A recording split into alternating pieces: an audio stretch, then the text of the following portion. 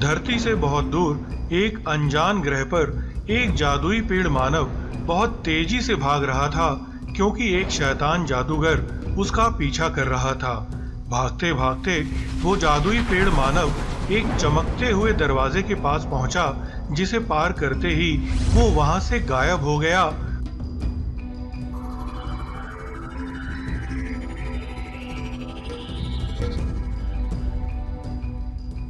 और उस ग्रह से बहुत दूर धरती पर किशनगढ़ गांव के पास सुंदरवन के जंगल में प्रकट हुआ। वहीं दूसरी तरफ जंगल में छोटू और लंबू अपनी क्वाड बाइक पर एक आदमखोर शेर का पीछा कर रहे थे।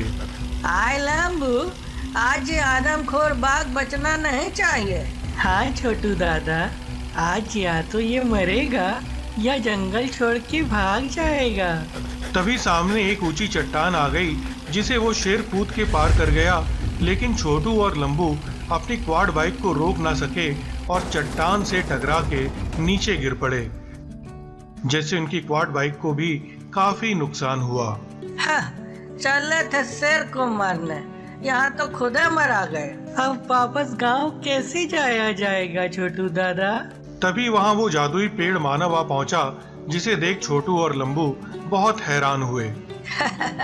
अरे तुम पेड़ हो के आदमी, अरे कहीं छुप जाओ, नहीं तो कोनो बकरी उकरी तुमको देख लिया ना तो खा जाएगा।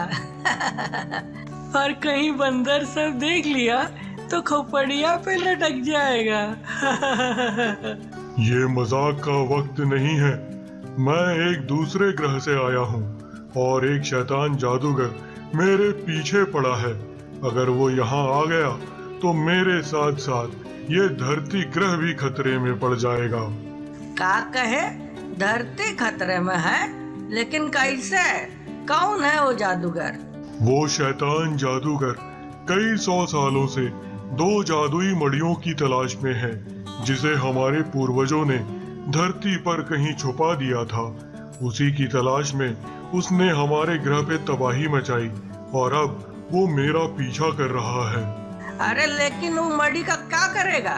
अगर उसे वो दोनों मड़ियां मिल गईं, तो वो पूरे ब्रह्मांड में सर्वशक्तिमान बन जाएगा और सारे ग्रहों पे राज करेगा। क्या हम उसे ऐसा करने से रोक नहीं सकते? हाँ, रोक सकते हैं, लेकिन उसके लिए तुम दोनों को मेरी मदद करनी होगी और उन मड़ियों को ढूंढकर हमारे पूर्वजों के मंदिर में स्थापित करना होगा। अरे लेकिन हमारा तो बाइकें टूट फूट गया है, हम जाएंगे कैसे? हाँ, उन मड़ियों को ढूंढने के लिए तुम्हें बहुत लंबी यात्रा करनी होगी। मैं तुम्हारी इन क्वाड बाइक्स को तरबूज और संतरा क्वाड बाइक्स में बदल देता हूँ, तब ये बिना पेट्रोल के तुम्हें उन मड़ियों के पास ले जाएंगी। तब तो बहुत मजा आएगा। लेकिन ध्यान रहे, उन मड़ियों को तुम्हें हमारे पूर्वजों के मंदिर में स्थापित करना है, जिससे तुम्हें वो शक्तियां मिलेंगी जिससे तुम्हें शैतान जादूगर को हरा सकते हो। ऐसा कह के जादुई पेड़ मानव ने अपनी जादुई शक्ति से उनकी क्वाड बाइक्स को तरबूज बाइक और संतरा बाइक में बदल दिया। जल्दी से जल्दी लौटने की कोशिश करना, मैं तुम दोनों का यहीं इंतजार करूंगा। छोटू और लंबू अपनी जादुई बाइक्स पे बैठ उन मड़ियों की तलाश में निकल पड़े। चलते चलते छोटू की बाइक उसे एक बर्फीले पहाड़ की तरफ ले गई, जहां पहाड़ की चोटी पे उसे एक मंदिर दिखाई दिया। उस मंदिर के अंदर जाते ही उसे वो पहली मणि दिखाई दे गई और वो उसे लेकर पेड़ मानव के पूर्वजों के मंदिर की तरफ चल पड़ा। दूसरी तरफ लंबू की बाइक उसे एक विशाल रेगिस्तान के बीचों बीच बने एक पुराने मंदिर के पास लेकर पहुंची और छोटू की तरह उसे भी मंदिर के अंदर वो दूसरी मणि मिल गई और लंबू भी उस मणि को लेकर पेड़ मानव के पूर्वजों की मंदिर की तरफ चल पड़ा। पूर्वजों के मंदिर पहुंचने पर छोटू और लंबू को जादुई पेड़ मानव के पूर्वज की एक मूर्ति दिखाई दी। उन्होंने दोनों मड़ियों को उस मूर्ति की आंखों में स्थापित कर दिया। ऐसा करते ही वो दोनों मड़ियां जगमगाने लगीं और उनसे एक तेज रोशनी निकली। जैसे ही वो रोशनी छोटू और लंबू की क्वाड बाइक्स पे पड़ी, वो बाइक्स एक विशाल तरबूज बाइक और एक विशाल संतरा बाइक में बदल गई। लगता है पूर्वजों की शक्तियाँ इन दोनों बाइक्स में समा गई हैं। हाँ छोटू दादा, अब हमें जल्दी ही वापस चलना चाहिए। और वो दोनों वापस जादुई पेड़ मानव की तरफ चल पड़े। वहीं दूसरी तरफ सुंदरवन के जंगल में वो जादूगर शैतान एक जादुई दरवाजे की मदद से प्रकट हुआ और उसने पेड़ मानव को ढूंढ निकाला। अच्छा, तो तुम यहाँ छुपे बैठे हो। चलो जल्दी से उन मड़ियों का पता बता दो, वरना मरने को तैयार हो जाओ। मूर्ख जादूगर, तुम चाहे कितनी भी कोशिश कर लो, वो मणियां तुम्हें कभी नहीं मिलेंगी। लगता है तुम्हें अपनी जान से प्यार नहीं है। अब तुम्हें कोई नहीं बचा सकता। ये कहकर शैतान जादूगर ने पेड़ मानव पे हमला कर दिया। पेड़ मानव भी पूरी ताकत से शैतान जादूगर से लड़ रहा था, लेकिन जल्दी ही वो उस शैतान के सामने कमजोर पड़ गया और शैतान जादूगर ने उसे अपने एक वार से घायल कर एक जादुई पिंजरे में कैद कर दिया। अब जब तक मुझे वो मणियां नहीं मिल जाती, तब तक तुम यहीं कैद रहोगे। तभी वहां छोटू और लंबू आ पहुंचे। अरे शैतान जादूगर, तुम्हें मड़ियाँ नहीं हथकड़ियाँ मिलेंगी।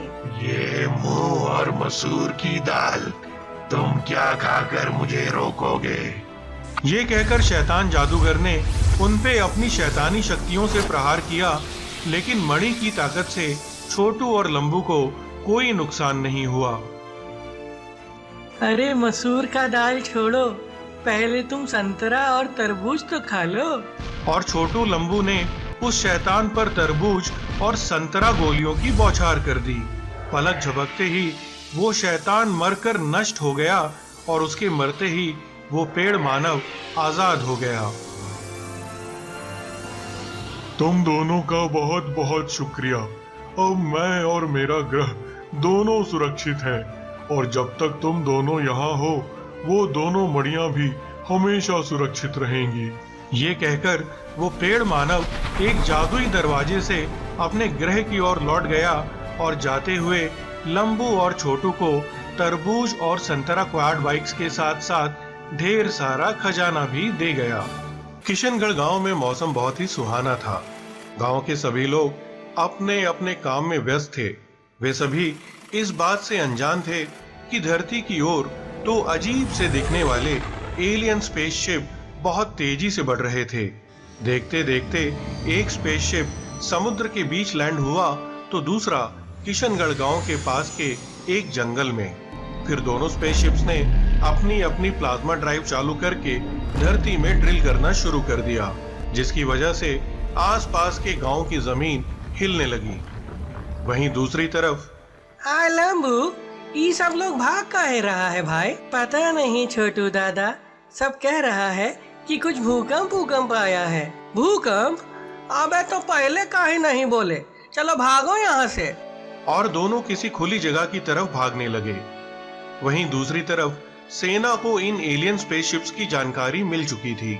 सर, 2 एलियन स्पेसशिप्स हमारे एयर स्पेस में दाखिल हुए हैं। ये तो बहुत चिंता की बात है। तोप सिंह, तुम एक टुकड़ी लेकर जंगल वाली स्पेसशिप की तरफ जाओ और समंदर वाली स्पेसशिप के लिए मैं नौसेना को अलर्ट कर देता हूँ। तोप सिंह टैंक्स, मिसाइल्स और हथियारों से लैस एक बटालियन को लेकर जंगल में स्पेसशिप वाली जगह पे पहुंचा। ओ तुम जो कोई भी हो, तुरंत बाहर आके सरेंडर कर दो, वरना हमें फायर करना पड़ेगा। लेकिन स्पेसशिप की तरफ से कोई जवाब नहीं आया। और लगता है ये ऐसे नहीं मानेंगे। और उन्होंने स्पेसशिप पर हमला बोल दिया, लेकिन स्पेसशिप के चारों तरफ एक सुरक्षा कवच बना हुआ था, जिसकी वजह से उनकी गोलियां और मिसाइल्स स्पेसशिप तक नहीं पहुंच रही थीं। अरे इनका तो कुछ भी नुकसान नहीं हो रहा है। तभी उस स्पेसशिप से कुछ आधुनिक हथियार बाहर निकले और उन्होंने सेना पर हमला बोल दिया। और पलक झपकते ही सेना के टैंक व अन्य वाहन नष्ट होने लगे।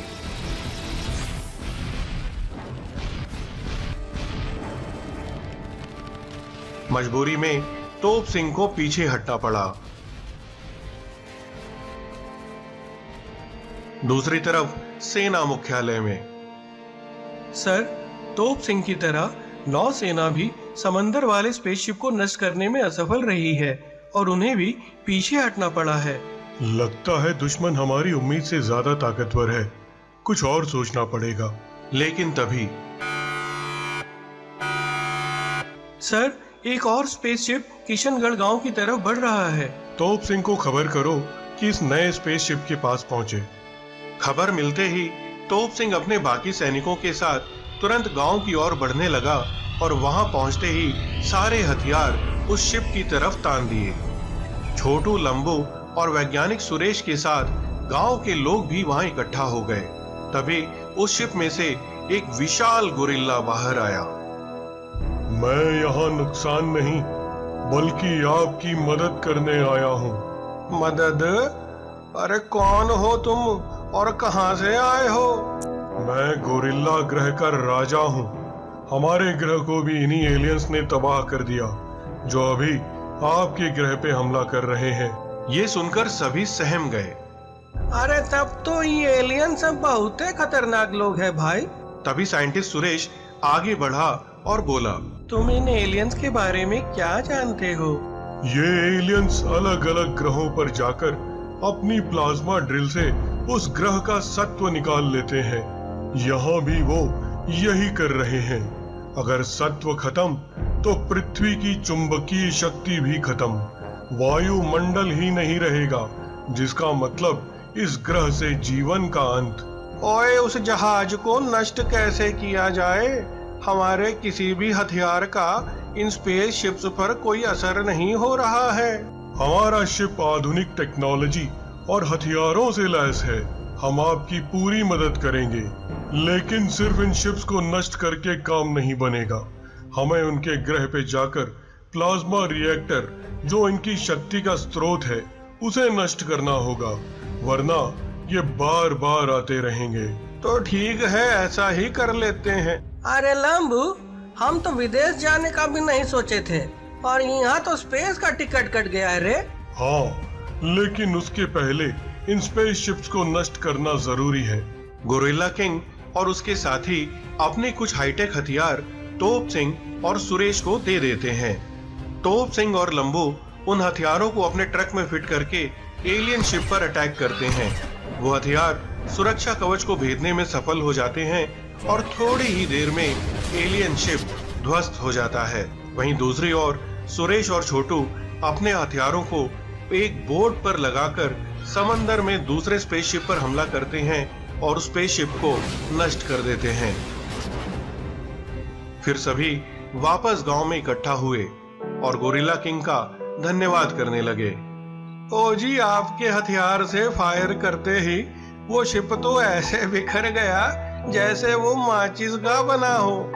अब हमें इनके ग्रह पे जाना होगा, वहाँ ये हथियार भी कम पड़ सकते हैं। मैं इसमें कुछ मदद कर सकता हूँ। सुरेश, छोटू और लंबू मिलकर स्पेस सूट बनाते हैं और गोरिल्ला किंग के हथियारों को आपस में जोड़कर उनकी पावर बढ़ा देते हैं। फिर सब लोग गोरिल्ला किंग के स्पेसशिप में बैठकर रेप्टाइल प्लैनेट पहुंच जाते हैं। उनके वहां पहुंचते ही एलियंस उनके स्पेसशिप पर भारी फायरिंग करने लगते हैं। किसी तरह शिप को लैंड कराकर सब बाहर आते हैं और रेप्टाइल एलियंस को अपने मॉडिफाइड हथियारों से मुंह तोड़ जवाब देते हैं। लेकिन धीरे धीरे वहां और भी एलियंस इकट्ठे होने लगते हैं और पृथ्वीवासियों पे भारी पड़ने लगते हैं। इस तरह तो हम सब यहीं मारे जाएंगे। वक्त बहुत कम है, हमें किसी भी तरह प्लाज्मा रिएक्टर तक पहुंचकर उसे नष्ट करना होगा। आए लंबू, तुम अपना लंबा लंबा पैर से वहाँ जल्दी पहुँच जाओगे। गोरिल्ला राजा के साथ जाओ और उस रिएक्टरवा को तबाह कर दो। हम सब यहाँ एलियन लोग को संभालते हैं। ठीक है छोटू दादा। गोरिल्ला किंग और लंबू वहां से छुपकर प्लाज्मा रिएक्टर की तरफ बढ़ने लगते हैं और जल्दी ही उन्हें वो रिएक्टर नजर आ जाता है। हम और ज्यादा पास नहीं जा सकते। अरे हमें ज्यादा पास जाने की जरूरत भी नहीं है। ये देखो, वैज्ञानिक सुरेश हमको एक बाजूका दिया है। यहाँ दबेगा ट्रिगर और वहाँ होगा बूम। इतना कहते ही लंबू ने ट्रिगर दबा दिया और पलक झपकते ही प्लाज्मा रिएक्टर एक धमाके के साथ तबाह हो गया।